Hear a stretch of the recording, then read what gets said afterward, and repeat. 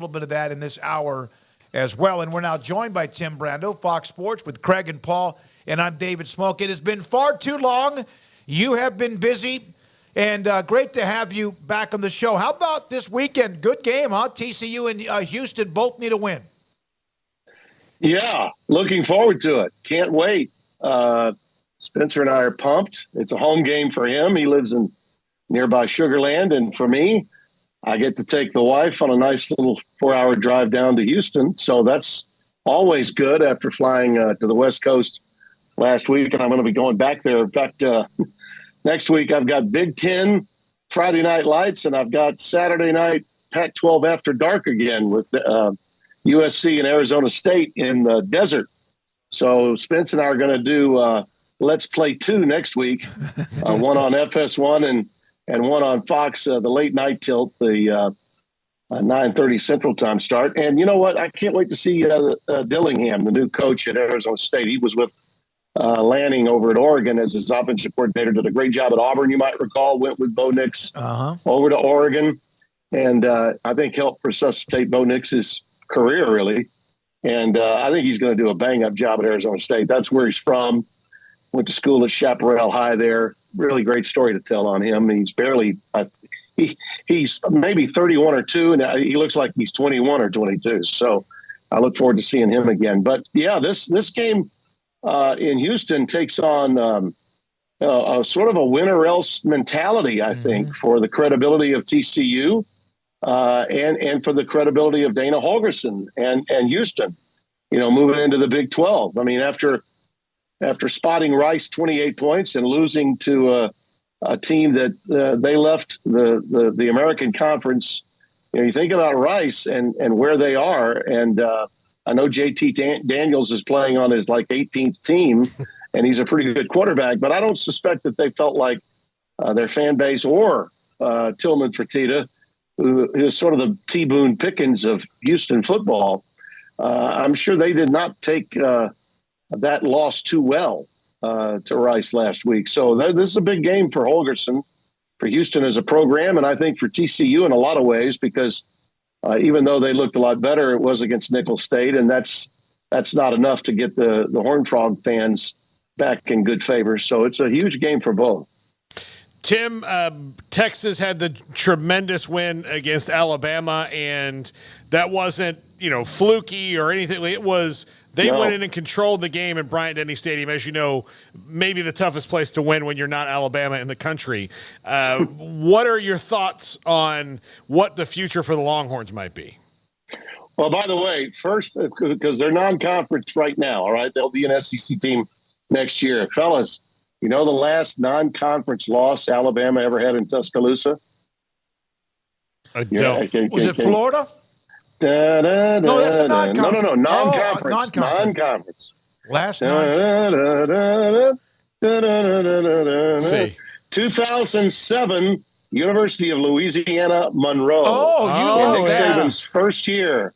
Charlie Weatherby was coaching the Warhawks, and they went in there and got that win in 2007, and they had not lost a non-conference game since. So, I had to give – Terry Bowden, by the way, is 2-0. First time that's happened, in Monroe in a long time. So, wanted to take care of the alma mater while I was on with you. Well, but, they should build – that was a big win for Texas. They should build Weatherby statue next to yours, Tim. I tell you what, I hope Bowden gets a statue, and I think if he can get him to a bowl game, they may build him one. He certainly deserves it. He's doing it right and doing it with the lowest budget in Division I. So I wish him the best. But let me get to Texas, because I fell on the sword. If you guys have been keeping up with me, I said I was wrong. Yep. And I do believe that you have to say that when you miss. And I took a swing and a huge miss in calling Texas the Texas A&M of this year. I guess I got caught up in the we're back, thinking they would play as they had played in past big games under Sark, not to the best of their ability. And they played beyond that. And I think that it was no fluke. They were tossing Alabama's offensive line around like rag dolls. It was incredible to see a Saban coach team out physical that way. And they really were. I mean, when LSU went in there with Burrow and won in 2019, they out-schemed and out-skilled Alabama, out-schemed and out-skilled.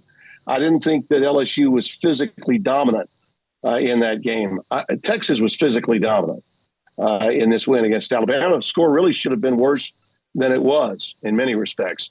So I'm a believer now in the Horns. Now it's up to them now to sustain a level of success. How do you handle a full cup of success? We'll soon find out because, as you know, the schedule for Texas is going to pick up. They've got 4 games in the state of Texas, 3 of those games on the road against teams that have had a lot of success against them in the Big 12 in recent years. And I don't need to tell you, they're still the number 1 target for every team in the Big 12 that gets a chance to host them at home.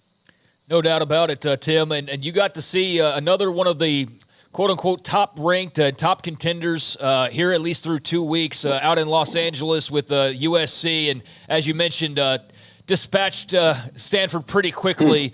But there's a lot of talk about the defense looks improved. Obviously, the offense is pretty amazing when it's hitting full tilt. What are your thoughts on the Trojans and what you got to see up close?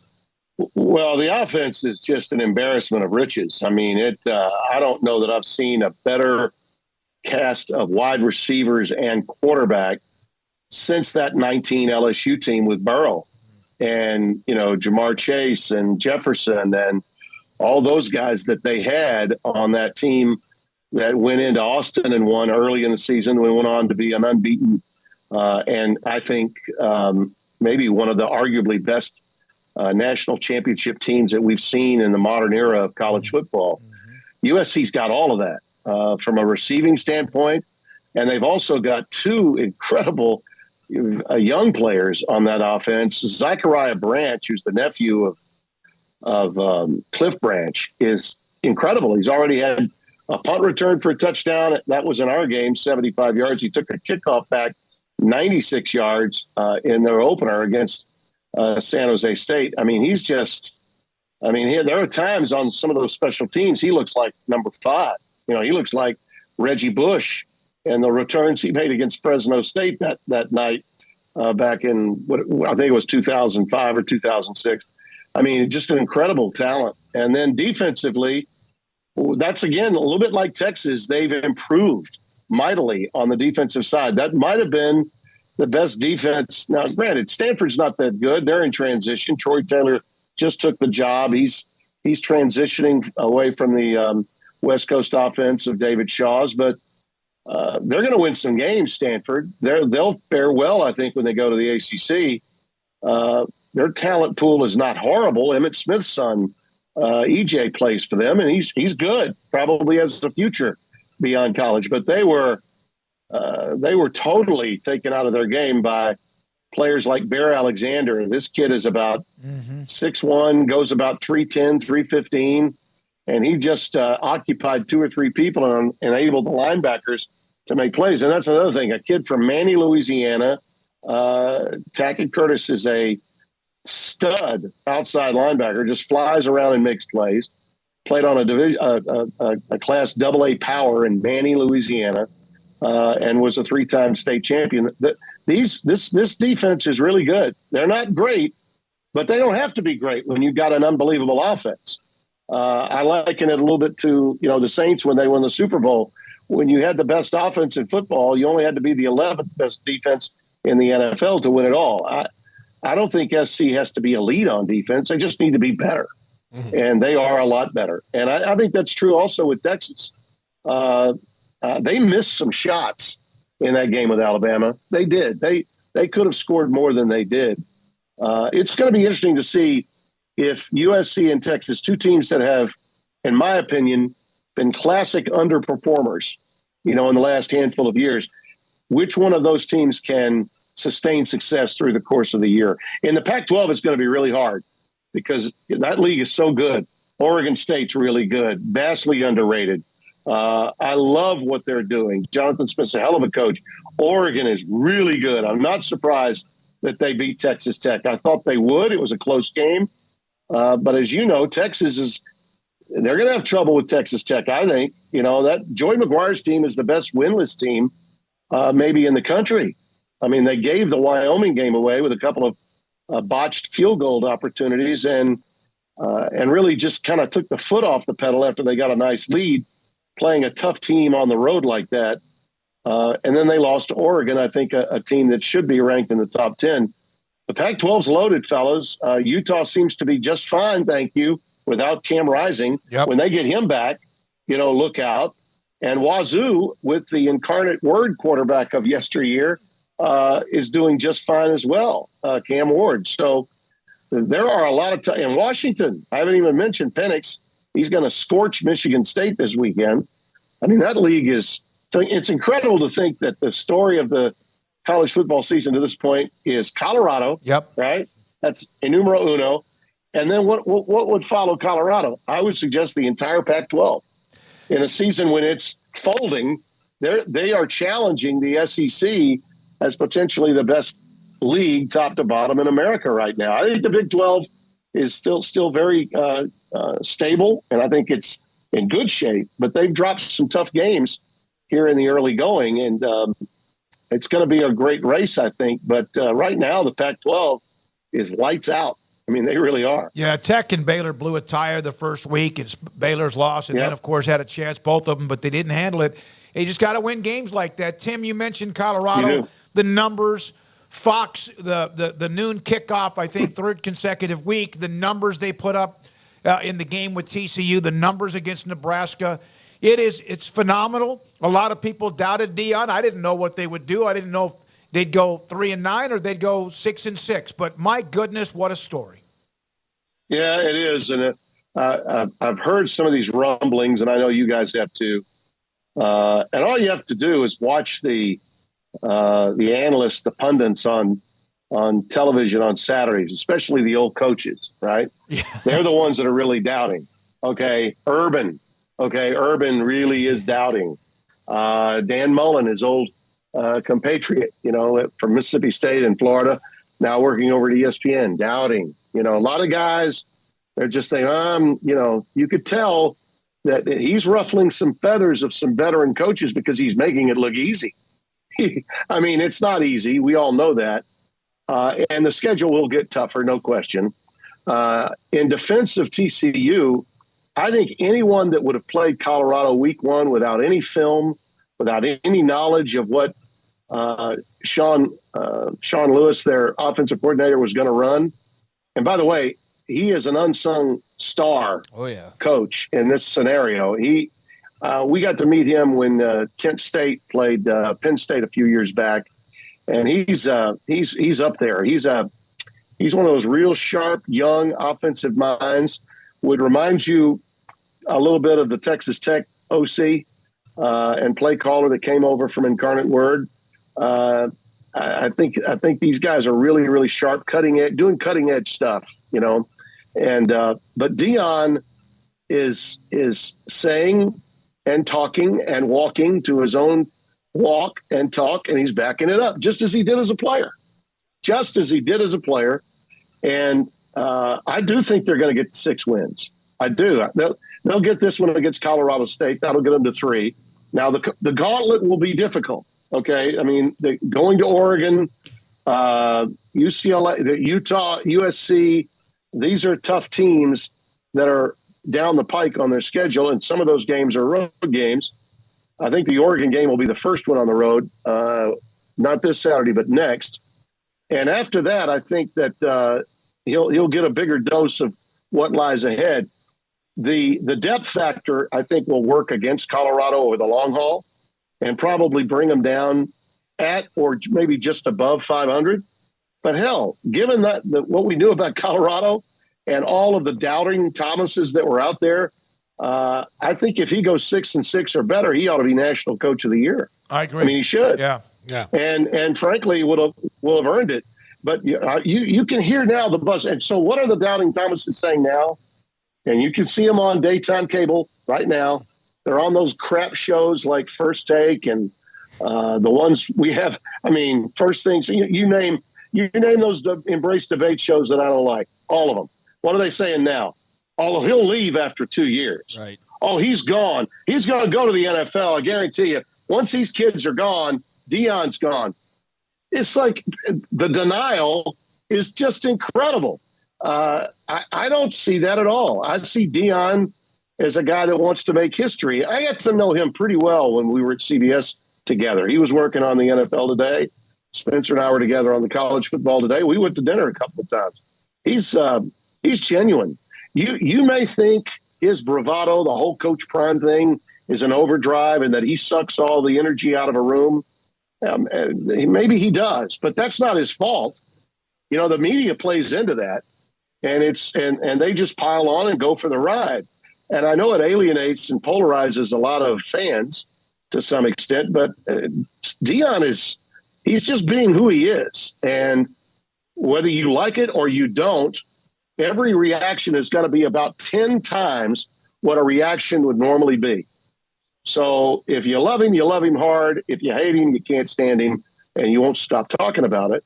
But to think that this guy doesn't know what he's doing, or that he doesn't motivate and have all of his new players, and they're all new, buying in, you're out of your mind if you don't think so. He has an evangelical quality about him that the players really identify with. And once you get to know him and you understand, the bling and the bravado, the whole Prime deal, once you cut beneath all that, you'll see there's a great deal of substance. He's a man of tremendous substance too. My response to anybody who says he's going to leave in 2 years and go to the NFL would be He's already said he doesn't want to go to the NFL. Okay, so that decision comes in a couple of years and he goes to the NFL or another program. That's coaching. Right. That's like how the whole profession works. Yeah. Yeah, and it's almost like we're going to hold it against him more than we do anybody else. Yeah. Okay. I mean, listen, I've got family in Jackson. My son-in-law, believe it or not, this is true. I don't think anybody knows this story. On Barstool, when Deion, and that's the other thing, he's utilizing the internet, social media so well. While he was at Jackson State, they got all this pub, they being the institution, from his show on Barstool. And in one of those shows, you recall he was getting his surgery done. And that surgery, when they were basically amputating about half of his foot, the foot that had the turf toe that only got worse and worse and worse. But they had to make sure that they cleaned up that foot. My son-in-law is a plastic surgeon, and he was on duty and was actually the guy that was dressing up. No kidding. His foot. Yeah. They kept it very quiet because they didn't, the hospital at University of Mississippi Medical Center, UMC in Jackson, they everything was done. He got in through the back. He had an alias. No one knew except the ones that really mattered that Deion was actually in the hospital. But in the video, I could overhear my son-in-law, John Sullivan, who was actually doing that work. And he got to know him really well. And Deion was so good to all those people. And he didn't learn anything that I didn't already know. But in fact, I'm pretty sure Deion does not know that was my son-in-law. If I ever see him, I'll be able to tell him. I look forward to that day when it happens. But he's a really good guy. And to know him is to understand that. But with that, it's like anybody else that has a high opinion of themselves. A lot of people just aren't going to like that. He loves what he does. He's damn good at it. And some people can't stand other people having success. And he just loves that. He just loves that. That's a great point. Yeah. That's a great point, Craig. Tim, I hate to go from such a good coaching story to one that's not so good, but I don't know when else to ask you here because you've already given us so much of your time. What are your thoughts on Mel Tucker and Michigan State and what's unfolded there here over these past few days? Well, as you know, we were there a couple of weeks ago, week one. Spencer and I did that Friday game. I think I talked to you guys right before we went. Memory serves me. That might have been the last time we spoke. Mel, a lot like Deion in one way, completely different in terms of his personality, but in one way, he's a great leader. Full disclosure, I like him. Great leader of young men, stoic in approach, but still able to get the most out of the players that he brings in. It's one of the reasons why he did so well in the portal. Got the Walker kid from Wake Forest and rode him to an 11-win season, and then getting that new contract worth $9.5 million a year. But last year was tough. And now, you see what happened. And in the aftermath of just having been there and spoken to him preparatory to the game, it's really hard for me to fathom that he could have known what all had gone down through an investigation that had wrapped up on July 25th, or I believe that was the date, that the school had hired someone outside, as they always do, to conduct the investigation, that he had admitted to all the things he admitted to, which I found when I was reading it, guys, stunning, right. Absolutely stunning, because just the admission itself of a coach that is a leader of men with all that responsibility, to admit to that in print and then to hear it. I mean, I cannot imagine, and this is just my opinion, I cannot imagine that he'll ever coach there again. I mean, that's just my opinion. Yeah, right. I don't see it happening. But when you see and you read through it all and you get all that information, the advocate or activist, if you will, for rape victims, who was hired not only there but everywhere. Okay, right. This is a young lady that gets $10,000 from a school, goes in, speaks, and literally does it all across the country. And she was a victim in a story from years ago at Oregon State, where multiple players allegedly gang raped her. For all of the conversation that went back and forth between those two, which I'm sure rang very similar to what you guys were hearing years ago there in Waco. Some of this story does remind us of a very dark period there at Baylor, but nothing is stunning individually on a domestic front with a coach who admittedly is married but is estranged from his wife and his kids.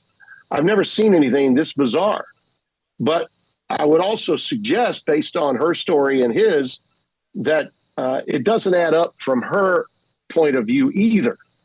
And then what makes it worse is that the school, upon finding out and going about the business of having an independent counsel come in and do this investigation, they know all this, and yet it was kept private, and they would not have addressed it had not someone leaked it to USA Today. So they were willing to wait, actually schedule a quote-unquote hearing the week of an open date in October. The school, this is a school that just went through all kinds of post-Larry Nassar crap that, was well documented. Everyone around, not just the college world, but through the nation, was aware of what happened with this guy and with what happened at Michigan State as a result. And some of the people that were in the university system that were powerful from that period, that were able to hold on to their job, that survived that period, are still there. And yet they decided to keep this under wraps until they got to an open date. I mean, that's just bizarre to me. So I believe everyone here looks horrible. Yep. Everyone here looks culpable, horrible, and lacking leadership. It's just one of those incredibly bad stories that we see too often in intercollegiate athletics now, where on every front, the coach, the quote unquote advocate or plaintiff in this case, right? She'll be the plaintiff. So the defendant, the coach, the plaintiff, the activist, and the university look equally bad. Now, my question is going to be exactly what's in that morals clause at Michigan State, because I don't know that a crime here has been committed based on what we've read. But with a morals clause, you don't have to commit a crime. You just have to embarrass the university according to the verbiage that's within the contract. So that's where I feel he'll never coach there again. But whether Michigan State can get away with firing him for cause and not having to pay any of that $76 million that's left on his contract, I'm not so sure about that. They may have to strike some sort of accord. Can you give me about us another 5 minutes or so? I do a little rapid fire from some questions from our chat room. Sure. Absolutely. Who are the top? Obviously, Texas right now is at the top of the Big 12 based on the win at Alabama. But who would you say would be second right now? Would it be Kansas State or somebody else? In the Big 12, I'm going to say right now Kansas State. Yeah. Now we'll find out a lot more about them at Missouri this week. Okay, because Mizzou has not been terribly impressive at home, barely winning against inferior competition. And Drinkwitz needs to get a big win. And here's Kansas State, a ranked team, coming in to play them. This is a game that might, solidify his future as a coach at Missouri. So this is a quality. I think that the talent level at Missouri is pretty good. They return a lot of players, and they've recruited obviously very well with that new Missouri law that they've got in play. They've gotten some big-time talent. This is kind of a game that he can hang his hat on a little bit moving into the SEC season. But, yeah, I'd say probably Kansas State. I still believe Texas Tech has got a lot of juice for the remainder of this season. You guys would have to tell me more about Baylor than I know. I hate that Chapin's been in and out. We can't. But I also think TCU. Look, anybody was going to look bad against Colorado in their first game. Nobody had any film. I can't imagine that their defense is going to stay this bad for this long. And again, they've got an offense that's incredible. And I think that they can still turn it on and have a very good year. And whenever Oklahoma State is overlooked, they seemingly surprise people. So maybe Mike Gundy's got something going on that we're not privy to. But yeah, right now I'd say K-State. Well, speaking of the stiffest challenge. Speaking of Oklahoma State, Phil in Oklahoma City saying, can you ask Tim to go call Mike Gundy, give him advice on who should be their quarterback number one? I don't think Mike would listen to me, but at least he's got to go with somebody other than Spencer Sanders, right? He's holding the clipboard at Ole Miss right now. Well, that's a good question about them. But again, I'll say this. Oklahoma State fans expect to win, but I don't think that the pressure is ever really applied for them to have to win. And when that's the case, and for many years now, when the expectations have been high for Oklahoma State, they've fallen a little short. Like the year Baylor beat them in the Big 12 title game. Yep. That was the year you thought, you know what, they should do it here. And about every 8 years or so, 7, 8 years during Gundy's regime, he's had shots at the biggest win ever at Oklahoma State.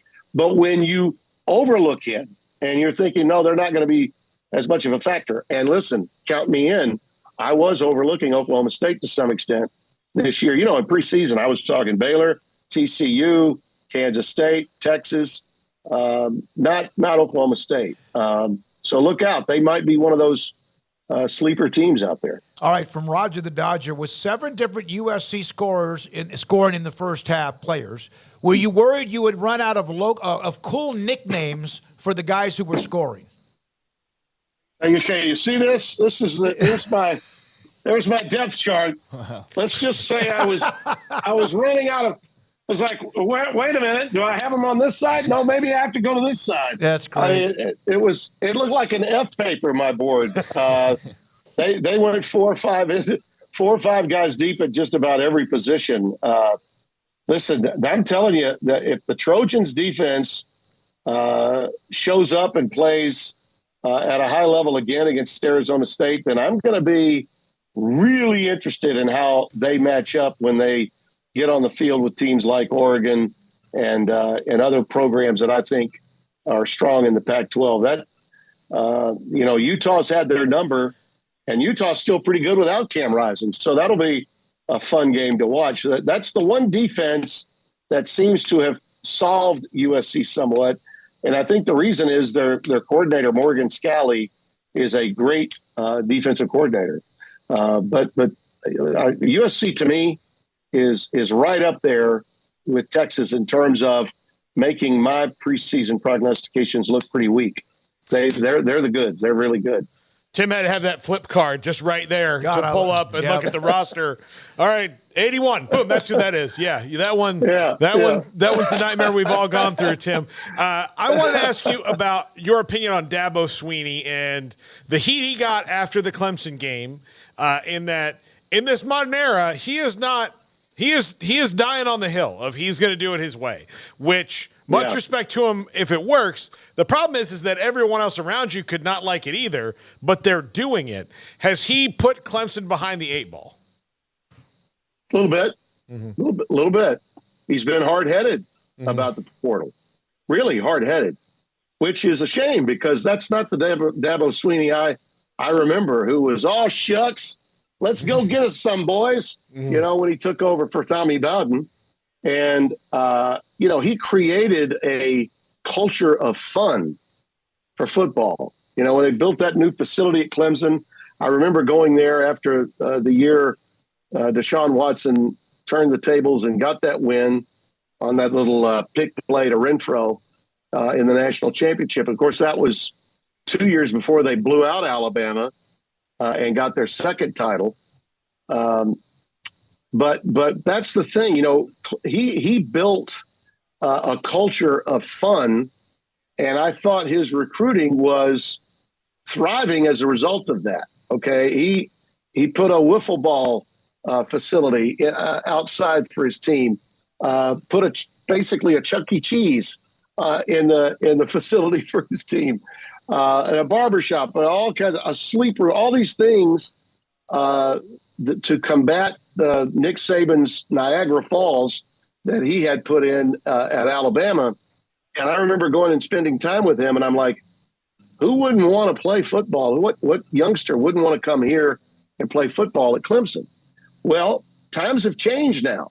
Okay, you can take great credit for bringing in super recruits, and a lot of other teams can do that too. But in today's era of the transfer portal, there are going to be some areas where you lose some guys at positions where you need immediate help. And no matter how good of a job you've done, you can be top 10 in recruiting, top 15, which is pretty much where they've been the last few years after those runs of the top recruiting class or top 3 or 4. But there are going to be places where you need instant help through the portal. And by not going there, he's really hurt his team. And where did it show up first? I thought it showed up first at quarterback. It showed up first there. And basically, let me just say this. Saban, who looked a lot more like a guy that would adapt and shelve some of his O-line thinking, this year, for whatever reason, I don't know if he got pissed off because allegedly or reportedly, Drake May turned down $2 million in NIL money to stay at North Carolina. He didn't recruit anybody before the spring to come in the portal as a quarterback. And that's why he wound up with Buckner, the kid that couldn't start at Notre Dame, as his lone get to come in and compete with Milroe and Simpson, who, you know, we're probably going to see all those guys play. So Saban has been less hard-headed, but I think his team is suffering, though, because of some mistakes by not going to the portal sooner that he made. But Dabo's he's playing the role of Kirby Smart, saying, my program's so good, I don't need anyone from the transfer portal. Well, you want to die on that vine, go right ahead. But people are passing you by. Notre Dame got Hartman, and I think they're capable of beating Ohio State next week. Okay, Sam Hartman could be the difference in Notre Dame beating Ohio State, who's struggling right now at quarterback in that game that they play at Notre Dame a week from Saturday. Imagine if Hartman had gone to Alabama or to Clemson rather than Notre Dame. You know, these coaches that say one thing, and that's been the deal for me with Saban. Saban will tell you he's all for the NIL, all for the transfer portal, but this year, for the first time, he's been he's saying one thing, but you can tell with his body language he doesn't like it. He's pissed off. He's not happy. Well, he probably should look in the mirror and find the enemy. It's him. should have gotten a better quarterback, Nick. How could you not have an elite quarterback? And I would say the same thing to Dabo that I'm saying to Nick. How can you have a program that had the guys that you had during those championship runs and not have a quarterback, especially after you let one of them head to Oregon State? And he actually, he looks like he might take Jonathan Smith to the playoffs. Yeah. He didn't quite get that done at Clemson. So anyway, I think Dabo is hurting himself, and I think Nick is hurting himself. Slow to change to the changing times. And as I said before about some of these old coaches that are, kind of throwing some dirt or some cold water on Deion's accomplishments, you better go grab that sailboat before it gets out to sea and bring it back into dock and start rethinking things. Because once it gets out there and players know that you're not looking to go to the portal at any point in time, they're going to dismiss you. Tim, they're going to dismiss you, and guys like Deion are going to flourish. Absolutely. Tim, it's kind of a lighter schedule as far as the marquee games go. I mean, there's a couple, but it's obviously going to ramp up in a major way next week. But what are your thoughts on Tennessee, Florida? One of the great rivalries, a big SEC game, but Florida obviously not quite up to where Tennessee is at the moment. But what are your thoughts on this game and this matchup in particular? Well, let's just begin by saying the SEC right now doesn't look like it's all that. How about that? Yeah. Because fair. in past years, a Tennessee-Florida game, even if both teams were just okay, that rivalry and the history of that rivalry would be such that game would be getting all kinds of pregame buzz. And it's getting very little, okay?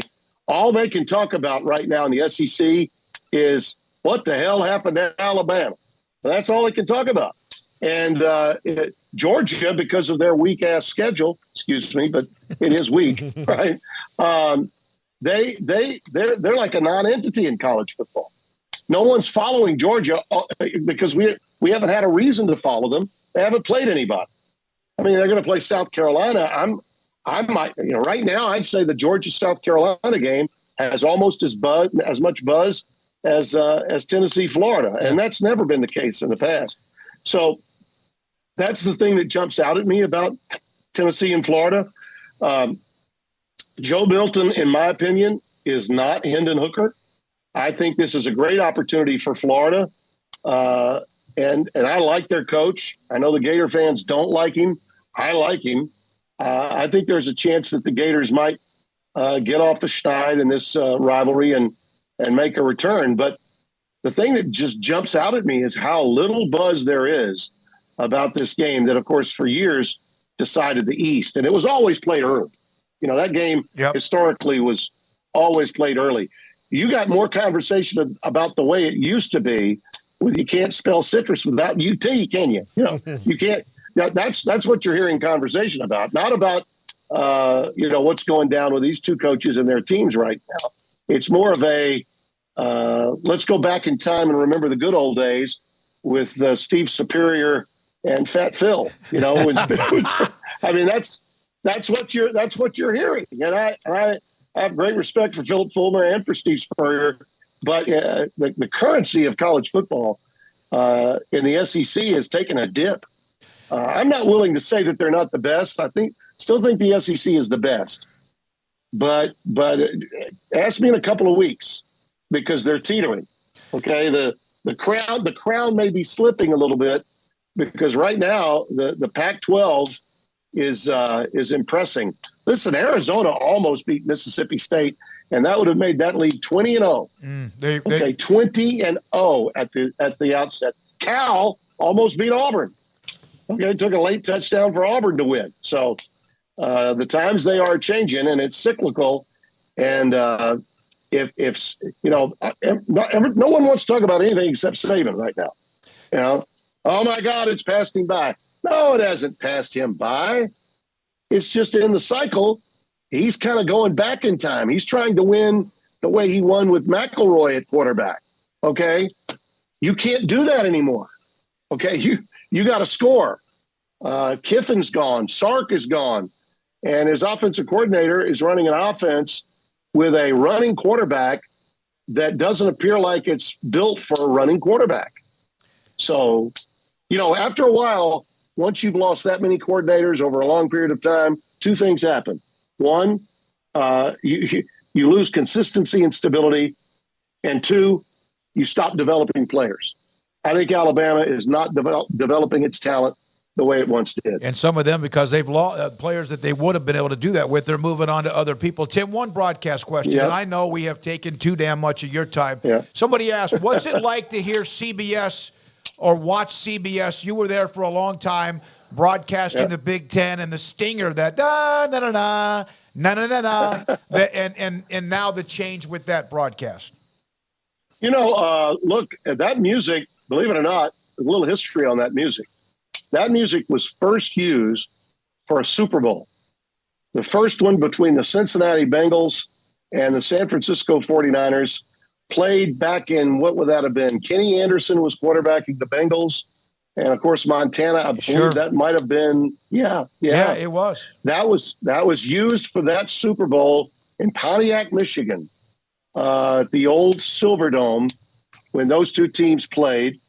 What number Super Bowl that is escapes me for the moment, but that's where that music originally played, was on a Super Bowl game, and then it moved over to the CFA on CBS when Brent Musburger was doing the games. And I remember very well the first time I got to call a CBS game and I heard that music underneath me, how excited I got, how thrilled I was to be, to have my voice over that music.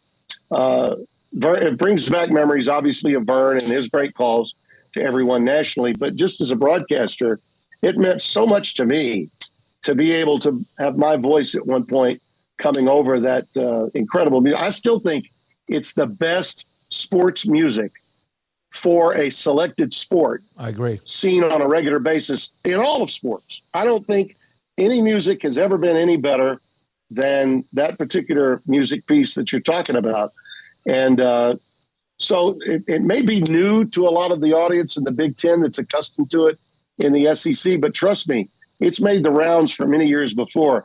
During basketball season, we at Fox, we play that old John Tesh theme music that NBC used on the NBA back in the 90s. And a lot of people are like, yeah. And I love that music for basketball. I just think it fits, I really do. But trust me, get ready because CBS is going to have nothing but Big Ten next year. They still have the SEC for some of this season, but next year will be all Big Ten all the time from noon until midnight. Tim, greatness. We appreciate it. Next week, I'm going to ask you about, with your broadcast schedule, how often do you actually get to watch games around the country? Is that something you just get different feeds? We'll do that next week, if you don't mind. Thank you so much for your time. Good luck with Houston and also TCU, and I'll be in touch about what we can do for next week, and thank you so much. Okay, David. Great to be with all of you. Tim Brando, Fox Sports, with us on 365 Sports.